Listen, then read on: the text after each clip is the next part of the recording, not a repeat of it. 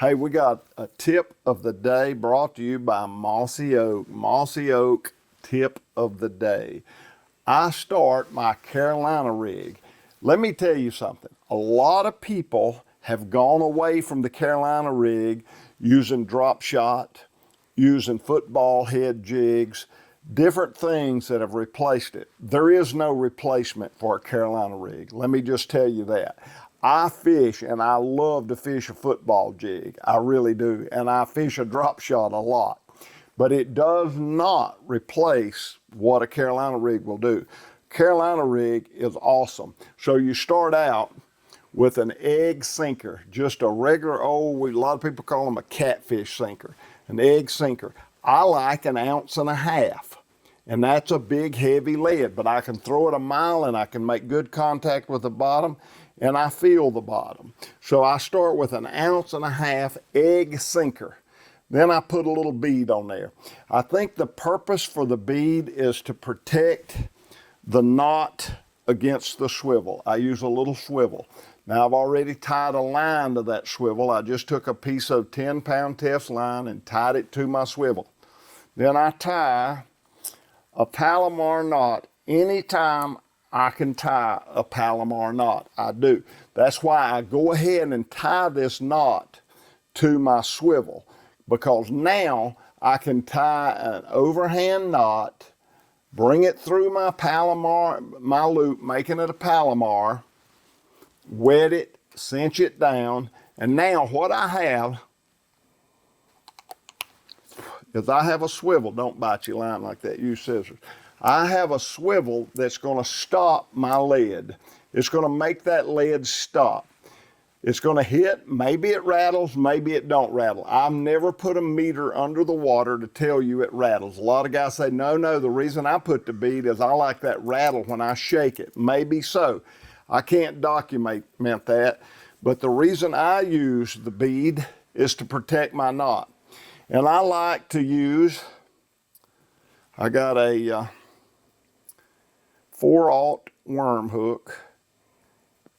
Depending on what size worm I'm going to use. I have Carolina rigged with a 10-inch worm. I have Carolina rigged with a 4-inch worm. If I'm using a 10-inch worm, I'm going to use a 5 or a 6/0 hook. If I'm fishing a 4-inch worm, I'm going to probably use a 1/0 hook. So it varies based on the length of the worm that I'm going to use, or lizard. I will tell you, a lizard is a great bait to fish on a Carolina rig for the flotation. Now that leader is about 3 feet long, 3 feet or 36 inches, whichever comes first. Now you can vary the length of that leader. We talked about that on the drop shot. The biggest mistake that I made with a drop shot was fishing too long of a leader. When I shortened that leader, I got more bites. So I don't fish such a long leader, but I will tell you this. I fished in grass and moss and all kind of structure that was 3 or 4 feet off the bottom. I've looked at my electronics as I've seen the bass suspended 3 or 4 feet. You know what I like to do when the bass are suspended? I like to use a longer leader on my Carolina rig. And let me tell you what else I like. I like to use monofilament fishing line when I fish a Carolina rig. Monofilament tends to float. And when I've got fish suspended off the bottom, I'll use a floating worm. I won't use a sinking style worm. I'll use a worm that floats. And I may even use a longer worm or a bigger worm. And I experiment. Or I may even throw a lizard.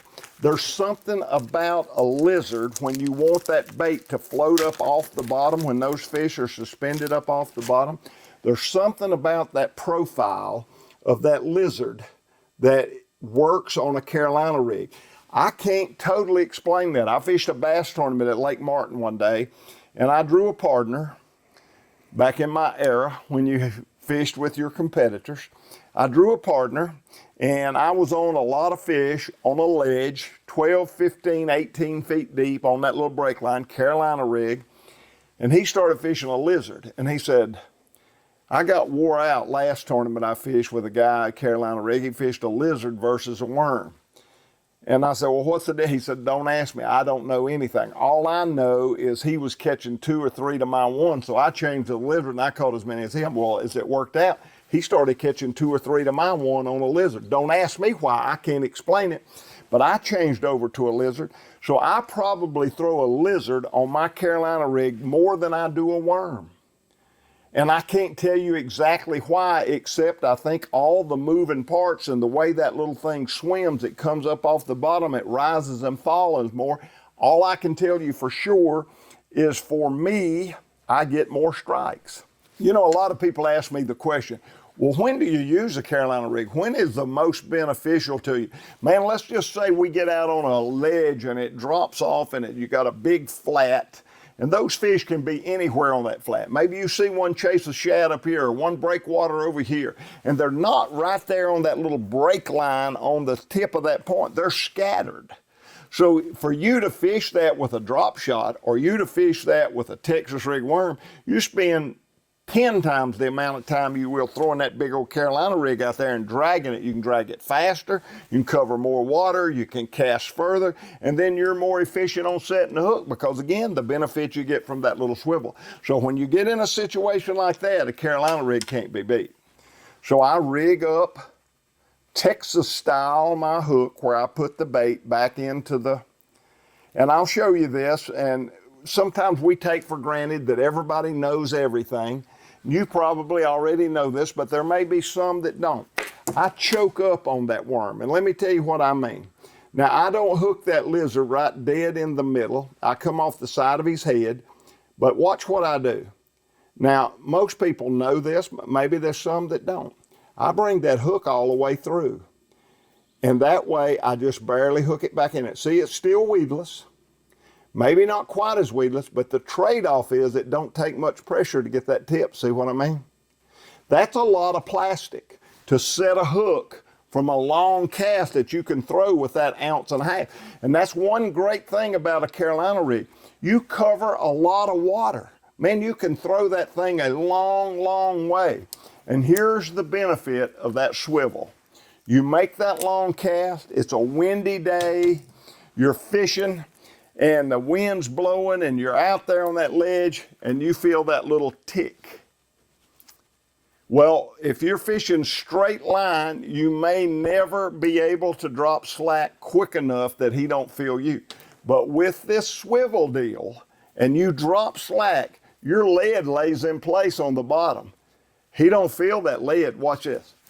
That line just slides right through it. So he has freedom and liberty to take that bait without feeling you. Whereas if you just tied that big 1.5 ounce sinker on there, the minute he hit it, if you drop slack, he's still dragging that sinker. But with that swivel, it allows that sinker to slide free. So that sinker's still laying on the bottom and he's taking your line. He never feels you. That is the beauty of a Carolina rig. Now, don't let him run with it too long or he'll swallow it. You end up killing the fish, so you don't want to do that. But it gives you the extra time.